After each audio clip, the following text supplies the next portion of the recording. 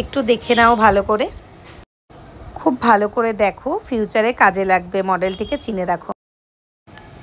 Regular আমাদের লাইফে কিছু ভালো কিছু খারাপ হতেই চলেছে, তো 5 তারিখে আমার সাথে এতটা খারাপ হবে সেটা আমি কখনোই ভেবে উঠিনি। তো 5 তারিখে আমার সাথে 100% খারাপ কাজ হয়েছে, এবং যেটা আমি অনলি 5% তুলে ধরছি। আমরা প্রত্যেকে জানি 4 তারিখ আর 5 তারিখ এশিয়াস বিগেস্ট এক্সপো ছিল, এবং সেখানে আমার দুটো স্লট ছিল, একটা 10:40, একটা 12টা।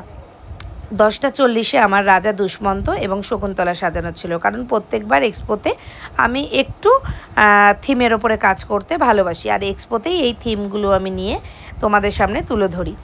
তো 5 তারিখে যথারীতি আমার সকাল 10:40-এ স্লট, রাজা দুষ্মন্ত আর শকুন্তলা সাজানোর কথা। তো সেক্ষেত্রে তার আগের দিন 4 তারিখে রাত্রি 10টার পর আমাকে মডেল শিয়া বলেন যে পিঙ্কিদি, আমি তো অন্য মেকআপ আর্টিস্টেরও কাজ নিয়েছি, তাই তোমার কাজটা মনে হয় আমি করতে পারবো না। ঠিক রাত্রি 10টার পরে, প্রায় 11টা হবে এরকম, আমি এক্স্যাক্ট টাইমিংটা দেখিনি ওর মেসেজের, কিন্তু 10টার পরে। আচ্ছা, তারপরে ওর মেসেজ পাওয়ার সাথে সাথে আমার মাথা ঘুরতে শুরু করলো। আমি ওকে সমানে মেসেজ করছি, ফোন করছি, ও কোনোভাবেই ফোন রিসিভ করছে না, মেসেজও রিসিভ করছে না। আচ্ছা, তারপর প্রায় 12টা নাগাদ ও বলল যে আমি মনে হয় তোমারটা করতে পারবো না, তোমার কাজটা করতে পারবো না। ও কিন্তু অলরেডি আমার কাছ থেকে অ্যাডভান্স নিয়ে বসে আছে। হ্যাঁ, তো অ্যাডভান্স নিয়ে বসে থাকার পরে কিভাবে এরকম একটা মডেল করতে পারে সেটা আমি জানি না, কিন্তু ভালো, বেশ পপুলার, বেশ কাজ করছে। তো তারপরেও ও আমার সাথে এরকম করলো। করার পরে আমার প্রচণ্ড পরিমাণে শরীর খারাপ হয়ে গেল, টেনশানে সারা রাত ভমিটিং, সারা রাত আমি কিছু খেতে পারলাম না, কোনো মানে বিছানা সজ্জা হয়ে গেলাম, খুবই অসুস্থ হয়ে পড়লাম।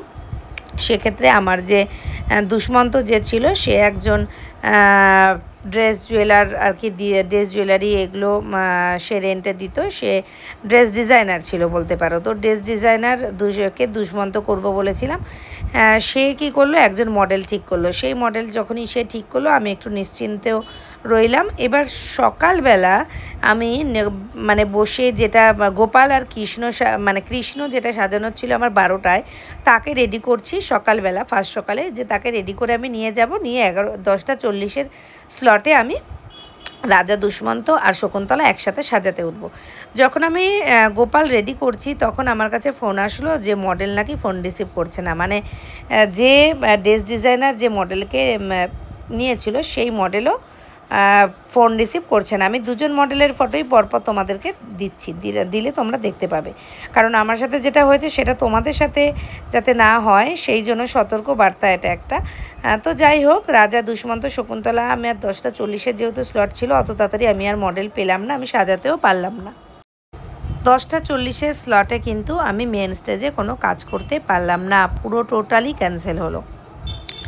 এরপরে আমার ওই টেনশানে আমি সকালবেলাও ঠিকঠাক করে গোপাল সাজাতে পারিনি, আমি ভীষণভাবে টেনশন, অসুস্থ হয়ে পড়েছি। সেক্ষেত্রে আমি 12টা স্লটও ঠিকঠাক করে করতে পারলাম না।